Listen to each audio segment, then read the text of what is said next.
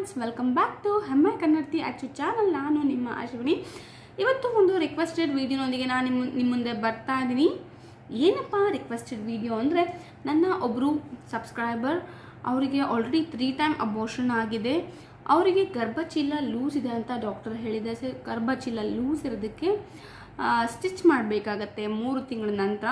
So next ನೀವು pregnancy try ಮಾಡಿದಾಗ, pregnancy ಅಂತ ಕನ್ಫರ್ಮ್ ಆದಾಗ ಡಾಕ್ಟರ್ ಹತ್ರ ಹೋಗಿ ಬನ್ನಿ. ಹಾಗೆ ನಿಮಗೆ 3 ತಿಂಗಳು ತುಂಬಿದಾಗ ನಾವು ಸ್ಟಿಚ್ ಮಾಡ್ತೀವಿ, ಈ ಗರ್ಭ ಲಾಸ್ ಆಗದೆ ಇರೋದಕ್ಕೆ, ಮಗು ಲಾಸ್ ಆಗದೆ ಇರೋದಕ್ಕೆ ಅಂತ ಹೇಳಿದ್ದಾರೆ. ಸೊ ಗರ್ಭಚೀಲ ಲೂಸ್ ಆಗಿದೆ, ಸ್ಟಿಚ್ ಮಾಡ್ತಿದ್ದೀವಿ, ಅದಾದಮೇಲೆ ಹೇಗೆ ಕೇರ್ ಮಾಡಬೇಕು ಅಕ್ಕ ನನಗೆ ತಿಳಿಸ್ಕೊಡಿ ಅಂತ ಕೇಳಿದರು. ಸೊ ಬನ್ನಿ, ಫಸ್ಟು ನೀವು ಪ್ರೆಗ್ನೆನ್ಸಿಗೆ ಹೇಗೆ ಪ್ರಿಪೇರ್ ಆಗಬೇಕು, ನಂತರ ನಾವು ಕೇರಿಂಗ್ ಬಗ್ಗೆ ನೋಡ್ಕೊಳ್ಳೋಣ. ಓಕೆನಾ ಸ್ನೇಹಿತರೆ? ಸೊ ಯಾಕೆ ಅಂದರೆ, ಈಗ ಆಲ್ರೆಡಿ ನಿಮಗೆ 3 ಸರಿ ಅಬೋರ್ಷನ್ ಆಗಿದೆ, ಅಥವಾ 4 ಸರಿ 2 ಸರಿ ಆಗಿದೆ. ಇದು ಒಂದೇ ಸರಿ ಇಲ್ಲ, 2 ಸರಿ 3 ಸರಿ ಎಷ್ಟು ಸರಿ ಆಗಿದೆ ನನಗೆ ಗೊತ್ತಿರಲ್ಲ. ಸೊ ಇವ್ರ ಪ್ರಕಾರ 3 ಸರಿ ಅವ್ರಿಗೆ ಆಲ್ರೆಡಿ ಆಗಿದೆ.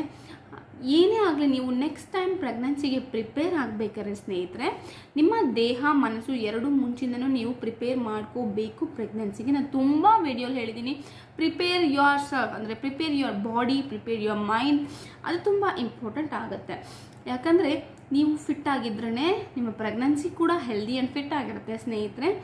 ಹಾಗೆ ನೀವು ಪ್ರೆಗ್ನೆನ್ಸಿ 1 ತಿಂಗಳು ಪ್ಲ್ಯಾನ್ ಮಾಡ್ತಿದ್ದೀರಾ ಅನ್ನೋವಾಗ ನಿಮಗೆ ನಿಮ್ಮ ಗರ್ಭ ಕರೆಕ್ಟಾಗಿ ನಿಲ್ಲಕ್ಕೆ ಮುಖ್ಯವಾಗಿ ಹೆಲ್ದಿ ಫುಡ್ಸ್ ಬೇಕಾಗುತ್ತೆ. ಎಲ್ಲ ರೀತಿಯ ವಿಟಮಿನ್, ಎಲ್ಲ ರೀತಿಯ ಪ್ರೋಟೀನ್ಸ್ ರಿಚ್, ಫೈಬರ್ ರಿಚ್ ತುಂಬಾ ಇಂಪಾರ್ಟೆಂಟ್ ಇರುತ್ತೆ. ಆ್ಯಂಡ್ ಫಾಲಿಕ್ ಆ್ಯಸಿಡ್ ಕೂಡ ತುಂಬಾ ಇಂಪಾರ್ಟೆನ್ಸ್. ಯಾಕೆಂದರೆ ಫಾಲಿಕ್ ಆ್ಯಸಿಡ್ ನಾನು ಆಲ್ರೆಡಿ ತುಂಬ ವೀಡಿಯೋಸಲ್ಲಿ ಹೇಳಿದ್ದೀನಿ.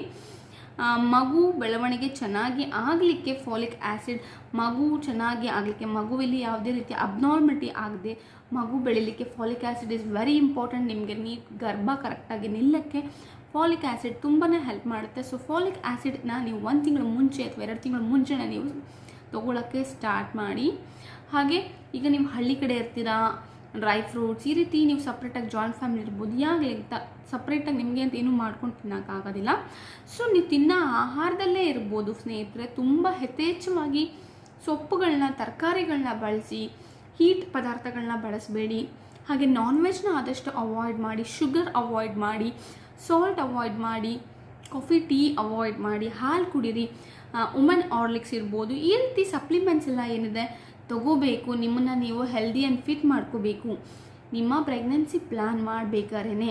ಸೊ ಪ್ರೆಗ್ನೆಂಟ್ ಆದಮೇಲೆ ನೀವು ಫಿಟ್ ಇಲ್ಲ ಅಂತ, ಲಾಸ್ ಆಯಿತು ಅಂತ ಸಫರ್ ಮಾಡೋಕ್ಕಿಂತ ಮುಂಚೆ ನಿಮ್ಮ ಬಾಡಿ ಆ್ಯಂಡ್ ಪ್ರಿಪೇರ್ ಮಾಡ್ಕೊಳ್ಳಿ, ನಿಮ್ಮ ಮೈಂಡ್ನ ಪ್ರಿಪೇರ್ ಮಾಡ್ಕೊಳ್ಳಿ.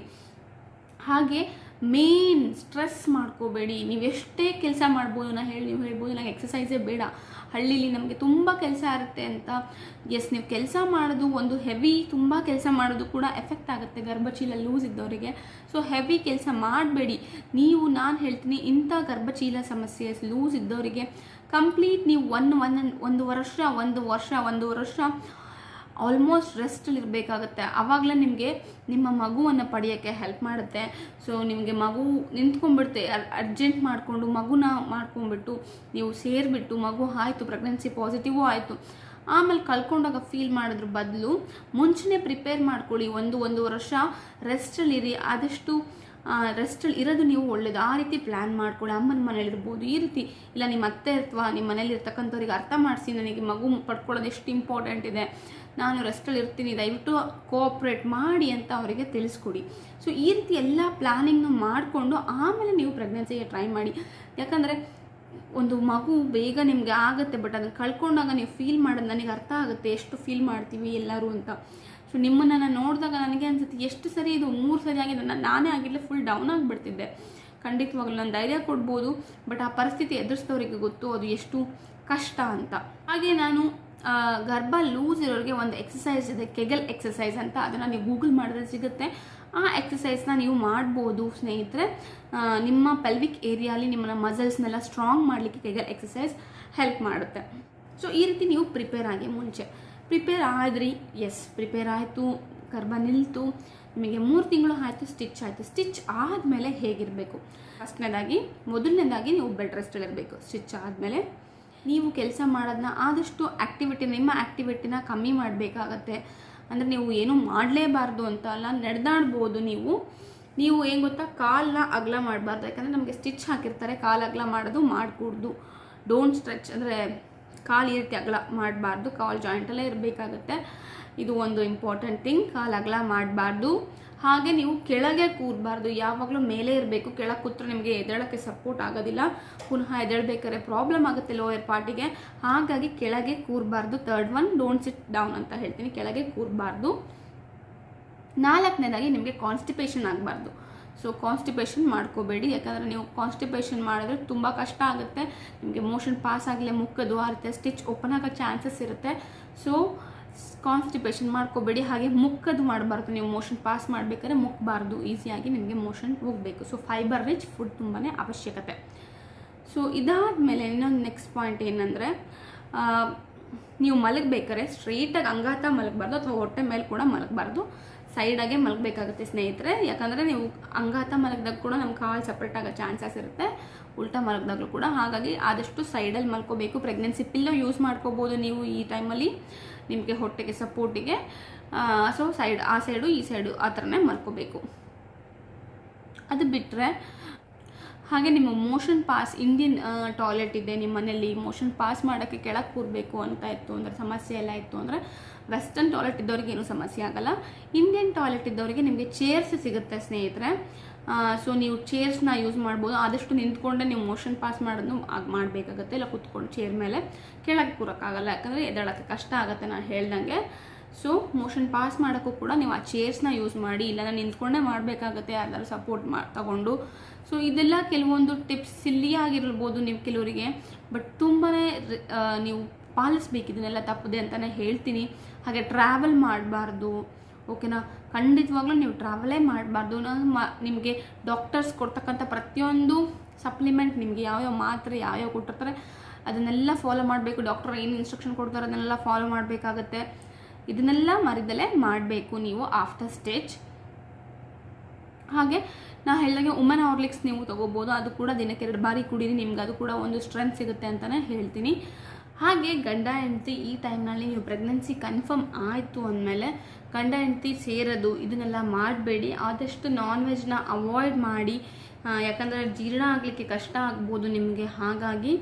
ಹಾಗೆ ನಿಮ್ಮ ಫುಡ್ ಈಸಿಯಾಗಿ ಯಾವ್ದ್ಯಾವುದು ಡೈಜೆಸ್ಟ್ ಆಗುತ್ತೆ ಆ ರೀತಿ ಫುಡ್ನ ತೊಗೊಳ್ಳಿ. ಈಸಿಯಾಗಿ ಮುದ್ದೆ ಇರ್ಬೋದು, ಮೆಂತ್ಯ ಮುದ್ದೆ ತೊಗೊಳ್ಳಿ, ಉದ್ದಿನ ಮುದ್ದೆ ತೊಗೊಳ್ಳಿ, ಇದು ತುಂಬ ಬಲ ಕೊಡುತ್ತೆ ನಿಮಗೆ, ಬೆನ್ನಿಗೆ ಸೊಂಟಕ್ಕೆ ಎಲ್ಲದಕ್ಕೂ.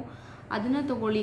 ಲಿಕ್ವಿಡ್ ಫುಡ್ಸ್ನ ತೊಗೊಳ್ಳಿ, ಗಂಜಿ ಈ ರೀತಿ ತೆಳ್ಳಗೆ ನಿಮಗೆ ಅನ್ನ ಸಾರು, ರಸ ಸಾರು, ಈ ತರಕಾರಿ ಪಲ್ಯಗಳು ತೊಗೊಂಡು, ಈ ಸೂಪ್ಗಳು, ಈ ಹೆಲ್ದಿ ವೆಜಿಟೇಬಲ್ ಸೂಪ್, ಈ ರೀತಿ ಏನಾದ್ರು ತೊಗೊಳ್ಳಿ. ಈಸಿಯಾಗಿ ಡೈಜೆಸ್ಟ್ ಆಗಬೇಕು, ಯಾಕಂದರೆ ನಿಮಗೆ ಕಾನ್ಸ್ಟಿಪೇಷನ್ ಆಗದೆ ಇರೋಂಗೆ ನೀವು ನೋಡ್ಕೋಬೇಕಾಗತ್ತೆ. ಹಾಗಾಗಿ ಇದನ್ನೆಲ್ಲ ಸ್ವಲ್ಪ ಫಾಲೋ ಮಾಡಿ. 1.5 ವರ್ಷ ನೀವು ಕಷ್ಟಪಟ್ಟರೆ, ನೀವು ಇಷ್ಟು ವರ್ಷ ಫೇಲ್ ಆಗಿ ನಿಮಗೆ ಏನಾಗಿತ್ತು ಅದನ್ನು ಒಂದು ವರ್ಷ ನೀವು ಏನೇ ಆಗಲಿ ನಿಷ್ಠೂರ ಆದರೂ ಪರವಾಗಿಲ್ಲ, ಯಾರಾದರೂ ಕಷ್ಟವಾಗಿ ನೀವು ಇದನ್ನೆಲ್ಲ ಇಷ್ಟಪಟ್ಟು ಸ್ಟ್ರೆಸ್ ಮಾಡ್ಕೊಳ್ಬೇಡಿ. ಮೇನಾಗಿ ಆರಾಮಾಗಿ ಇದನ್ನು ಫಾಲೋ ಮಾಡಿ, ಖಂಡಿತವಾಗ್ಲೂ ನಿಮಗೆ ಒಳ್ಳೆಯದಾಗತ್ತೆ. ನಿಮ್ಮ ಪ್ರೆಗ್ನೆನ್ಸಿ ಸಕ್ಸಸ್ಫುಲ್ಲಾಗಿ ಇರುತ್ತೆ. ಹಾಗೆ ಒಳ್ಳೆ ಡೆಲಿವರಿ ಕೂಡ ಆಗುತ್ತೆ. ಮೇನ್ ನಮಗೆ ಒಂದು 6-7 ತಿಂಗಳು ಮಗು, 7 ತಿಂಗಳಿಗೂ ನಮ್ಮ ಮಗುನ ನಾವು ಉಳಿಸ್ಕೋಬೇಕು. 7 ತಿಂಗಳು ಮುಂಚೆ ಹುಟ್ಟಿದ್ರೆ ಉಳಿಯಲ್ಲ ಮಗು, 7 ತಿಂಗಳ ಮೇಲಾದರೂ ಹೇಗಾದ್ರೂ ಉಳಿಸ್ಬಿಡ್ತಾರೆ ಡಾಕ್ಟ್ರುಗಳು. ಹಾಗಾಗಿ ದಯವಿಟ್ಟು ಇದನ್ನೆಲ್ಲ ಸ್ವಲ್ಪ ಫಾಲೋ ಮಾಡಿ. ಹಾಗೆ ನಿಮ್ಮ ಡಾಕ್ಟ್ರು ಏನು ಹೇಳ್ತಾರೆ ಅದನ್ನು ಕೂಡ ಸ್ಟ್ರಿಕ್ಟಾಗಿ ಫಾಲೋ ಮಾಡಿ. ಟ್ರಾವೆಲ್ ಮಾಡೋದಿರೋದು ಅಥವಾ ಆ ಫುಡ್ಡಿಂದ ಅವರು ತುಂಬ ಇನ್ಸ್ಟ್ರಕ್ಷನ್ಸ್ ಕೊಡ್ತಾರೆ ಈ ಥರದವ್ರಿಗೆ. ಯಾಕೆಂದರೆ ನೀವು ತುಂಬ ಡೆಲಿಕೇಟ್ ಪೇಷಂಟ್ಸ್, ಯಾಕಂದರೆ ಒಂದು ಸ್ಟಿಚ್ ಆಗಿದೆ ಅಂದರೆ ಅವರಿಗೆ ಇಷ್ಟು ರೀತಿ ಅಂತ ಇರುತ್ತೆ ಅವ್ರದ್ದು ಒಂದು ನಿಮಗೆ ಸಲಹೆಗಳು. ಅದನ್ನೆಲ್ಲ ಅವ್ರು ಹೇಳ್ತಾರೆ. ನಾನು ಹೇಳ್ಬೋದು, ಅವ್ರು ಕೂಡ ಹೇಳ್ತಾರೆ ಇನ್ನೂ ಹೆಚ್ಚು ನಿಮಗೆ. ಯಾಕಂದರೆ ಅವರಿಗೆ ನನಗಿಂತ ಹೆಚ್ಚು ಅವರಿಗೆ ಗೊತ್ತಿರುತ್ತೆ, ನಿಮ್ಮನ್ನು ಚೆಕ್ ಮಾಡ್ತಿರೋರು ಅವರಾಗಿರೋದ್ರಿಂದ. ಸೊ ಅವರು ಹೇಳ್ತಕ್ಕಂಥ ಪ್ರತಿಯೊಂದು ಗೈಡ್ಲೈನ್ ಏನು ಇನ್ಸ್ಟ್ರಕ್ಷನ್ ಇದೆ ಅದನ್ನು ದಯವಿಟ್ಟು ಪಾಲಿಸಿ.